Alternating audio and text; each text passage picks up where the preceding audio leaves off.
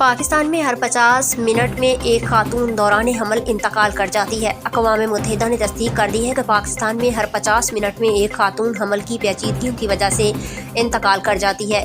جی ہاں ناظرین، آپ دیکھ رہے ہیں پاکستان بھر کے ڈاکٹروں کی آواز، ڈاکٹرز وائس نیوز۔ آپ کو بتاتے ہیں کہ پاکستان میں حاملہ خواتین کو کس قدر پریشانی کا سامنا ہے کہ دنیا کے بڑے اداروں نے آواز بلند کر دی۔ UNFPA نے اپنی سالانہ رپورٹ میں خبردار کیا ہے کہ موجودہ صورتحال میں بہتری نہ لائی گئی تو اموات کی شرح 0 ہونے میں 122 سال اور خاندانی منصوبہ بندی کی ضروریات کو پورا ہونے میں مزید 93 سال لگ سکتے ہیں۔